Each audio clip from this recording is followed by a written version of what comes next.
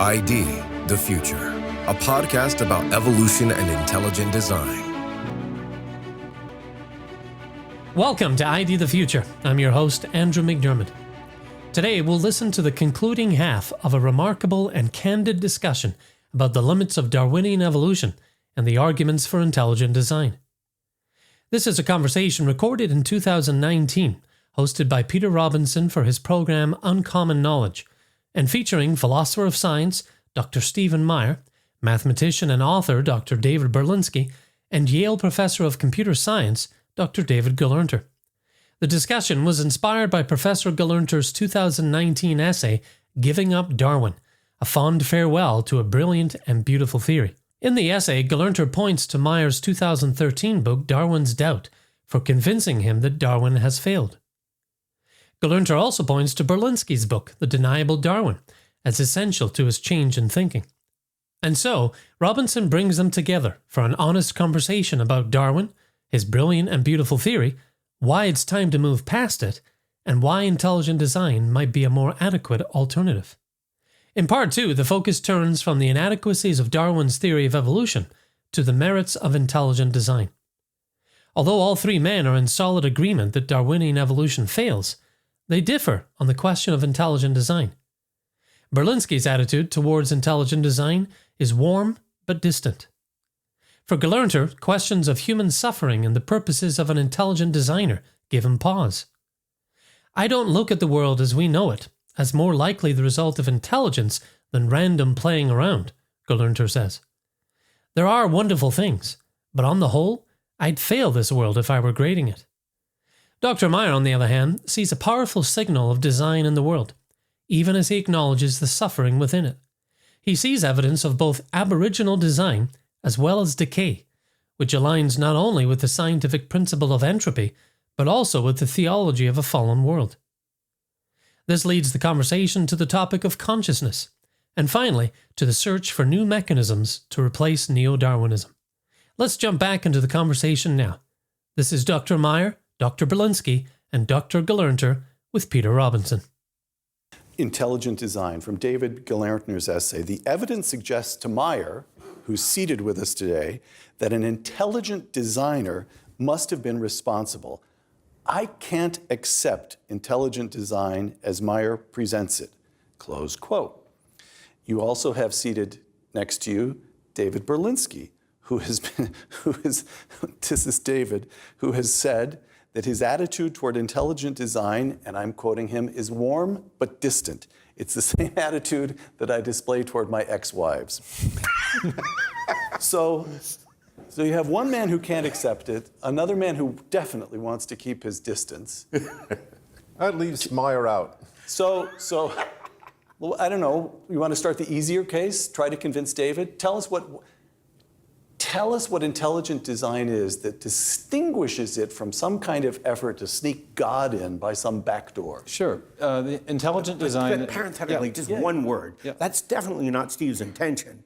In this book, in Intelligent Design, it's not a way to bring in a theological argument. It is a scientific approach, purely and absolutely valid scientifically. One can agree with it or disagree with it, but one doesn't have to reject it insofar as theology making an illegal move, because that's not what he's doing. That's not what you... Good. Let me just sketch the argument briefly, and then we can just discuss it.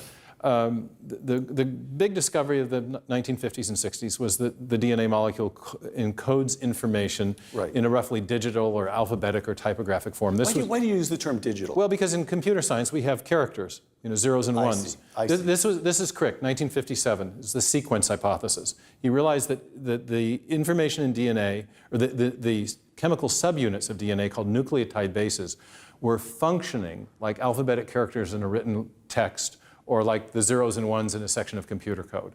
That is to say, it wasn't their chemical properties that gave them their function, but rather their specific arrangement in accord with an independent symbol convention, which was later explicated in the form of what we call the genetic code. So we had genetic text functioning according to a code. So it really was it was pure information. This is a genuine information storage system. Crick, by the way, was a code breaker in World War II.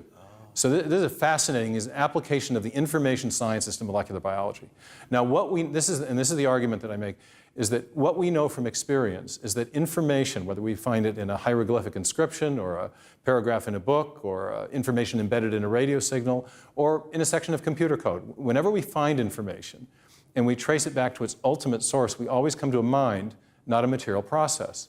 And what I do in the book, in Darwin's Doubt, and in my prior book, Signature in the Cell, is show that these undirected evolutionary mechanisms that have been proposed as an explanation for the origin of information fail for various reasons. We've talked about the reason the Darwinian mechanism fails, because it can't search the space when it's so vast. The odds are overwhelmingly against it. So if we, from a materialistic evolutionary standpoint, don't have any explanation for the origin of the information that's necessary to build new biological form. And yet we do know from our uniform and repeated experience, which is the basis of all scientific reasoning, of a source of information, of a cause of the origin of information. That cause is intelligence or mind. And so what I've argued in both Darwin's Doubt and Signature in the Cell is that what we're seeing in life is evidence of the activity of a directing mind in the history of life. David Berlinski, to quote the old saying, if you see a turtle on a fence post, you know it didn't get there by itself. Look around you. There's intelligence behind this creation we inhabit. Yes? That's an easy one for a man like you, yes? I guess. You're not leaving me much to chew with. Not much teeth. You are a in that contrary argument. man. What do you mean? Well, I don't know. I mean, look, intelligence in the world, intelligence behind the world. I'm relying on you to really answer like this objection. Whatever he comes up with, you're going to be the one who answers, so get ready. Meanest kisses at famine prices. It doesn't really, from my point of view, it doesn't really give us much. It's not yet a theory. I'm certainly prepared to say there's a lot of intelligence manifest in the world, but at the same time, I think that doesn't really it's a say tautology very much. to you. It's not a tautology. Look at this, it's information. Yes, it's information. That's pretty good. Yeah, that's pretty good. Yeah, it's information. I recognize that. Information in some loose sense, maybe Shannon's sense, maybe a more elegant formulation of information theory, but I'm much more persuaded by something that leads to a strong, counterintuitive claim. For example, that the information is embedded in a topology in a certain way that makes it inevitable that certain life forms will emerge. That would be an interesting conclusion. And for a time, I thought there was such a mathematical construction. I don't think my confidence was entirely well-founded, but it was a good idea. But just to say that the world is charged with the grandeur of God, I could have said that before thinking about biology. It is. That's true. David Gelernter, I'm quoting your essay again. If there was an intelligent designer, what was his strategy? How did he manage to back himself into so many corners, wasting energy on so many doomed organisms? What was his purpose? And why did he do such a slipshod job? Why are we so disease-prone, heartbreak-prone, and so on, close quote. But aren't you setting a pretty high standard? Aren't you saying, in effect, either Stephen Meyer can explain all the mysteries of the human heart, or he's not allowed to say anything? That is to say, the difference between a purely materialistic view, that all that we see around us came about purely as a matter of chance, and Stephen's view that there is intelligence, however little we can say about it, however little we understand what we mean by that, that's still a fundamental finding. The question is whether the world around us that you're pointing at meets your standard of intelligence. Whether the design that we see is in fact an intelligent design or a total mess. When I look at the world at large, I see a mess. When I look at the mind of man, I see a worse mess. I see a creature as likely to do bad as good, or more likely. I see many creatures who are fated to die out without leaving any contribution that we can associate with value, not even becoming oil or something like that. I don't look at the world as we know it as more likely the result of intelligence than random playing around, than just random taking your chances. I think if you took your chances, you'd come up with a mess. like the world. You'd have some lucky breaks. There's some really great people. There's some beautiful cities like Florence. There are all sorts of wonderful things. Michelangelo down in the valley, right? There are wonderful things, but on the whole, I would fail this world if I were grading it. And this is an important point in the Talmud, by the way. I won't make that. There's a famous argument between Beis Hillel and Beis Shammai, two schools of thought who lived at the same time, famous for disagreeing about everything. One of them was a lot like David. But there's only one question on which they ever agreed, and that question was, is it good that the earth was created? Is it good that the universe was created? Mm-hmm. Is it good that it happened? And Hillel says, and Shammai agrees with him, no, it's a catastrophe. If we had to go back and do it all again, we'd have to tell the Almighty, don't do it. The suffering outweighs the good. Wow. All right. Stephen, so if it's intelligent design, it wasn't that intelligent.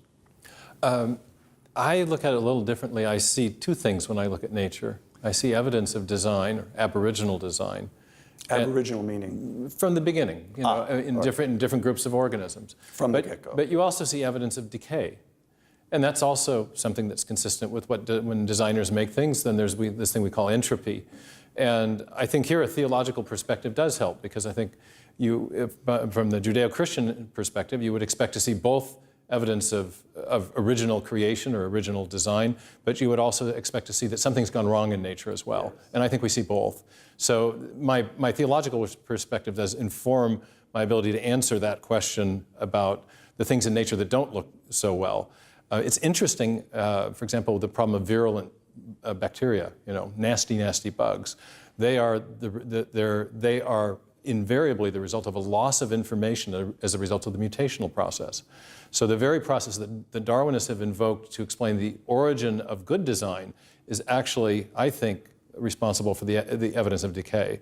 So I think this is the question in philosophy known as the theodicy. The problem of pain. And so I think there's ways of thinking about that. But for me, the evidence of design is powerful. It's ubiquitous in both in life and at the level of physics, of things like the fine-tuning of the laws and constants of physics.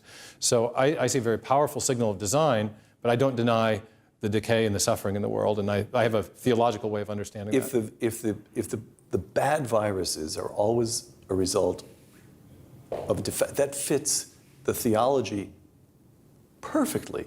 The theology suggests that good is the entity. Evil has no independent existence. It's always a defect or a shortcoming in the good, right? Isn't that right? I think it does fit, and there's quite a lot of microbiology that actually supports that viewpoint. But back to you, Dr. Gelernter. What are two of the great Jewish minds in history doing, saying that creation is bad, when the beginning of the Hebrew Scripture is God saw that it was good? We're departing from Darwin just a bit, but I can't resist. I can't resist that one. It's absolutely true that he saw that it was good, and both of the two creation stories agree that the world is a good thing, and yet immediately, as far as the Bible is concerned, men start screwing it up. From Adam and Eve to Cain and Abel to Noah and his ark to the stories of the patriarchs and the world in which they lived, to Moses, who leads Israel to the promised land, and the people are a bitch. They're constantly fighting, arguing, struggling, being a nuisance in every conceivable way. So God creates a perfect world. On the other hand, he hasn't created a perfect creature. That's why we are obligated to study and struggle, study the good and try to struggle in that direction. But I want to say, I have no theological argument with Steve.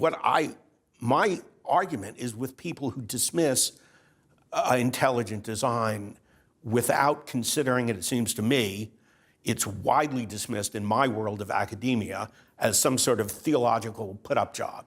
It's an absolutely serious scientific argument. In fact, it's the first and most obvious and intuitive one that comes to mind. It's got to be dealt with intellectually, not by the bigotry, the anti-religious bigotry, which is one of the most important facts of the intellectual world in the United States, in the West generally.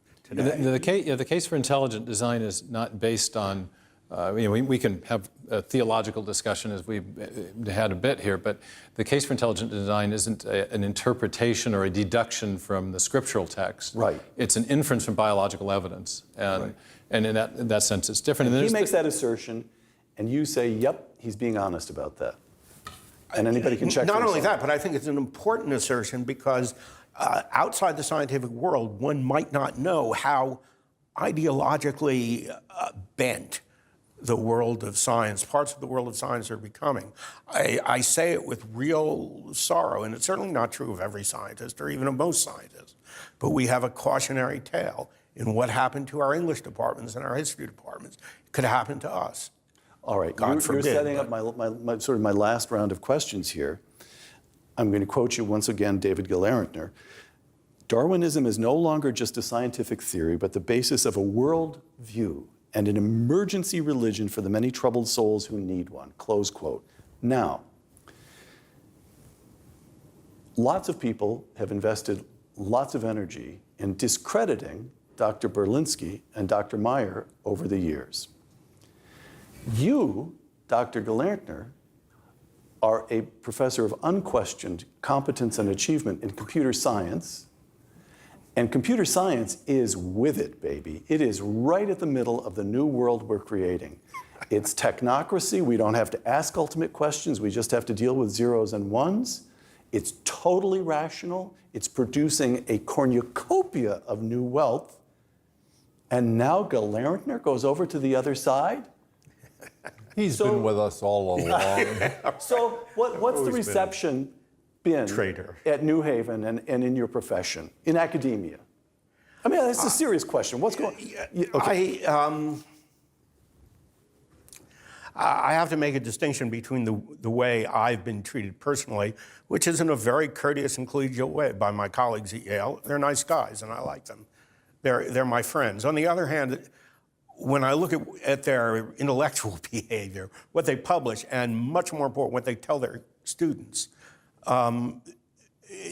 Darwinism has indeed passed beyond a scientific argument as far as they are concerned. You take your life in your hands to challenge it intellectually. Yes. They will destroy you if you challenge it. Now, I haven't been destroyed. I'm not a biologist, and I don't claim to be an authority on this topic. But a book review is not the same as a book. It's sort of a satellite around the book.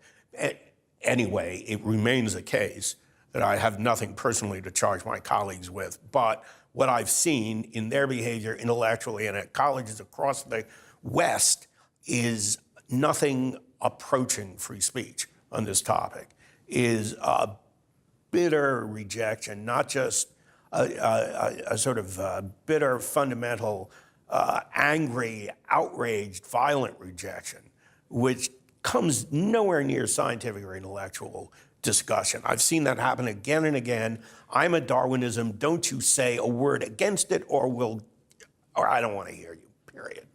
Which proves that you're attacking their religion, in effect. I am attacking their religion, and I don't blame them for being all head up. It is a big issue for them, unquestionably. Dr. Berlinski, who holds his doctorate in philosophy, I want to depart. This isn't strictly Darwin, but I'm indulging myself. This is a quotation that has struck me as compelling for a long time, but for a long time I've thought I really want to try it on Berlinski. So here we go. Okay, I'll try you. This is C.S. Lewis. Granted that reason is prior to matter, I can understand how men should come to know a lot about the universe they live in. If, on the other hand, I swallow the scientific cosmology, and for scientific cosmology, we may as well read the Darwinian theory of evolution. If I swallow the scientific cosmology, then not only can I not fit in religion, but I cannot even fit in science. Here we go. Here's the payoff on this.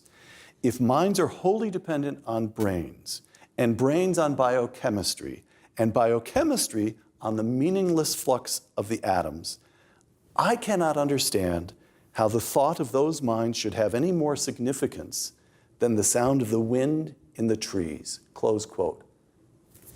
He's onto something there, isn't he? Isn't consciousness The first question we have to answer? Not mine. Totally wrong. Just It's not even the first question I would think of asking. Why does it seem so very compelling to you or C.S. Lewis? Consciousness, yeah, it's one of those things. It's certainly true that I'm conscious. I have my doubts about you and these two guys here, but those doubts really don't matter a whole lot. I'm prepared to welcome my friends as automata. Doesn't matter to me. He's not onto a point, or he's onto something that's just uninteresting. I'm not sure I understand the point. I mean, let's say... Does this make any sense to you? Makes sense to me. This is what bothered Thomas Nagel, and why he's become a skeptic of neo-Darwinism, is that minds are real things.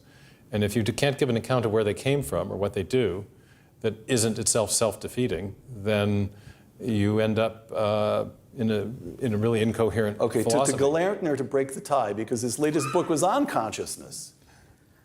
I have to agree. I am also an admirer of Nagel, and the question of consciousness is unsolved. You can argue whether it's important or not. I think most people intuitively believe it's important. I think they're right.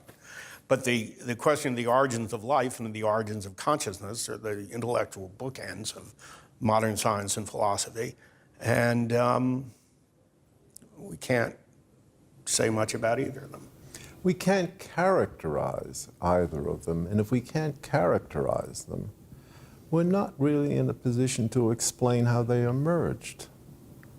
That seems to me a prior commitment, to be able to say what we wish to explain. Now, someone says, I'm deeply puzzled about consciousness. Everybody says that. It's a very fashionable thing. They say it in teen Vogue, for heaven's sakes. But I would like to have a better sense of what is prompting the puzzlement. I don't have that. I can't sit in your seat when you're sitting there, so I can't experience your sensations when you're having them. Well, all right, so what? Why is that intelligible from a scientific or a philosophical point of view as a pressing issue? If you say most of your friends happen to be automata, we'll turn you into an automata and you'll get a $50 coupon right now where you can spend in Florence. Would you accept the deal or not? $50 for my consciousness? Yeah, for you becoming an automata. Excuse me. No, bist du verrückt? Well, look, But now you're just dickering over the price. Yeah, okay. Yeah, exactly. But that's true of all intellectual discussions. We're always talking about the price. The price seems to me very low to be puzzled.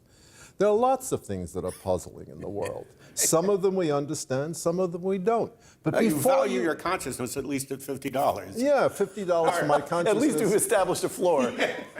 We can go up from there. I think we're all saying it's a mystery, but we're framing the mystery in different terms. That's exactly right. It's a puzzle. I'm not even persuaded it's a mystery in the sense which the structure of a natural language is. But whatever it is, it's valuable to you. To me, maybe not to you. Just as yours is valuable to you, but not entirely to me. But we have to be very skeptical about these claims of profundity, because when examined, they don't always remain what they seem. They don't always remain that. Gentlemen, let me name 3 names that all but remade modern consciousness. I think the 3 of you would agree with that formulation when you hear the names. 19th and early 20th century. Karl Marx, no longer taken seriously. A few faculty lounges in American universities. Fundamentally, Karl Marx no longer taken seriously. Sigmund Freud, fascinating, a few interesting insights, but psychology has now moved so far beyond Freud that at universities across the country, they're renaming the departments of psychology and brain sciences. We're scanning brains, all right. And now we have Darwin, and the 3 of you are taking him down too. What does this mean for the way people think about the world? He won't go down easily. No one has taken down Freud. His value doubles every decade. I'm with David on that. You are? one. I'm just wrong about Freud rises in my estimation. He does? Yeah, the fact is that the feminists in the 1970s were outraged because of something he said or didn't say in a political way. It has nothing to do with the value of his writing. But I'm right at 2 out of 3, Marx and Darwin?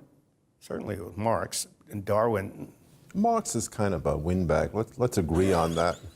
Kind of bastard, personally. Yeah, he didn't bathe a whole lot. A windbag and a bastard in And he himself. certainly had no sense of style. Darwin is a different case. I think you're onto something to group them together, because you've talked about how David talked about how Darwinism has become the foundation of a worldview.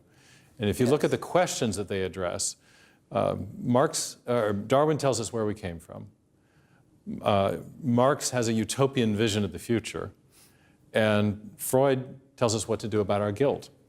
And between the three of these great materialistic thinkers of the 19th century and early 20th century, they form the basis of a kind of comprehensive materialistic worldview. They answer all the same questions that traditional Judeo-Christian religion has addressed. And so it's understandable when we're talking about some of the intense opposition that Darwin skeptics often face, that it's understandable when you realize that you actually it makes sense because you're challenging a fundamental plank in the worldview of many of the scientists. Many scientists equate their worldview of scientific materialism with the practice of science itself. And when you challenge one of the thinkers that supports that worldview, you're going to get a very kind of emotive reaction, and that's often what happens. Last question here, and I'm going to quote David Gelernter's essay one final time.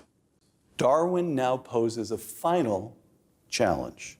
Whether biology will rise to this last one as well as it did to the first, when his theory upset every apple cart, remains to be seen.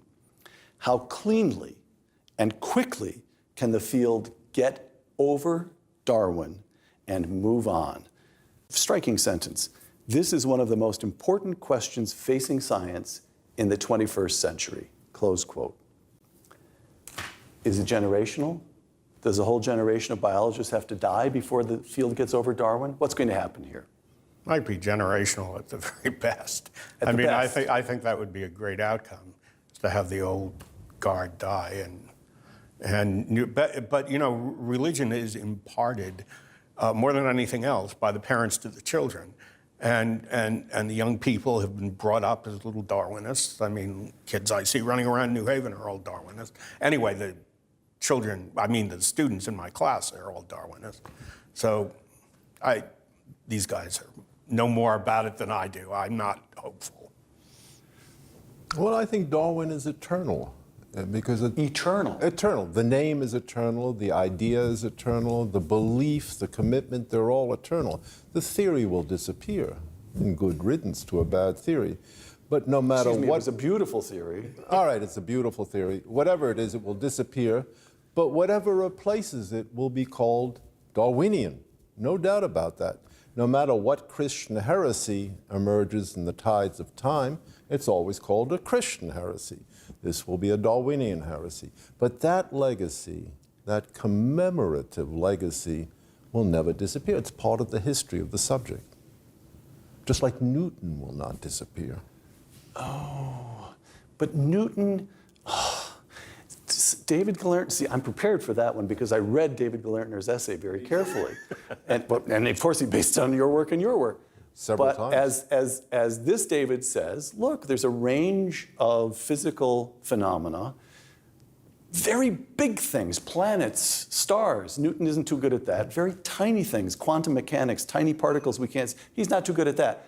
But this huge range, Newton is perfectly predictive. It comports flawlessly with 98% of human experience. That's true. And Darwin doesn't. You have to go farther than planets and stars. Oh, I do? But you're right. I think what David Berlinski is getting at is that Please help me with Darwinism David has Berlinski. filled a niche in our intellectual life that is necessary. You've got to give some kind of account of where all these wonderfully intricate systems we call living organisms came from.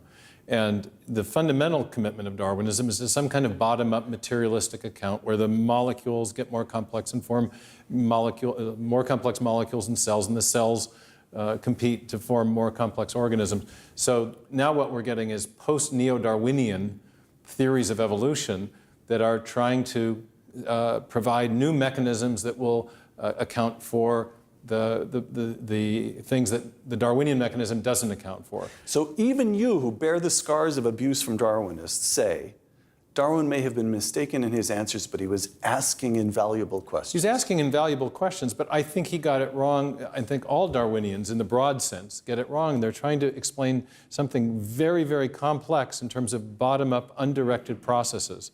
And what we see in life, complex miniature machines, complex information processing systems, digital code, these are things that bear the hallmark of mind. And they suggest rather a top-down instead of a bottom-up approach. So I'm sure people committed to a materialistic view of things will continue to generate bottom-up explanations. But I think we're in a new day. We're looking at life in light of our own high-tech digital computing technologies and realizing these systems bear all the hallmarks of design. Let's start to look at life differently. And I think looking at it from a bottom-up Darwinian approach is holding science back. We're starting to make predictions based on intelligent design. Some of our guys were the first people to predict that the non-coding regions of the genome, previously identified as junk by the neo-Darwinians, are in fact importantly functional. And so looking at life as a design system is actually yielding insights into how life works. It's a new day? You'll go with that? Yeah, sort of.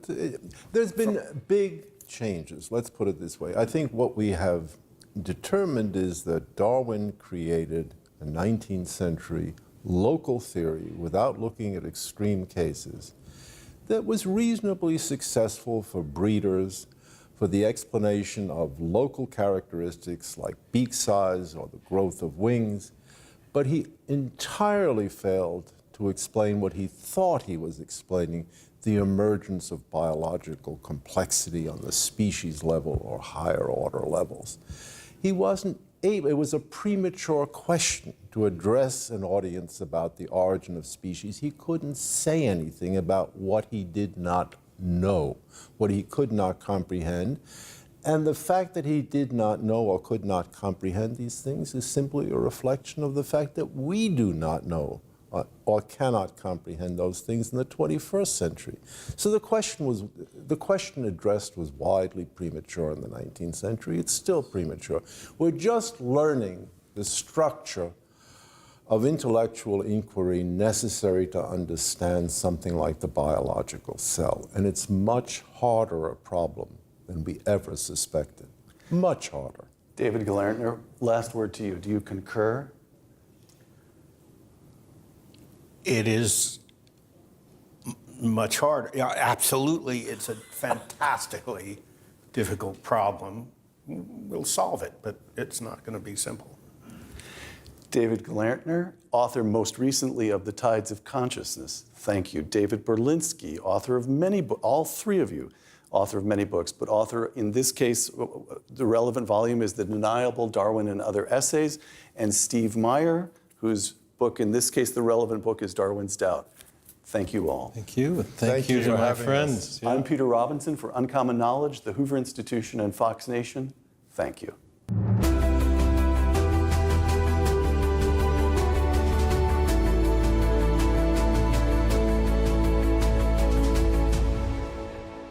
That was Stephen Meyer, David Berlinski, and David Gelernter in conversation with host Peter Robinson.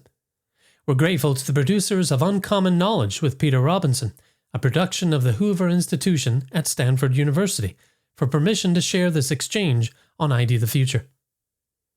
Don't miss part 1 of this conversation, as Meyer, Berlinski, and Gelernter explain why they've given up on Darwin's brilliant and beautiful theory of evolution.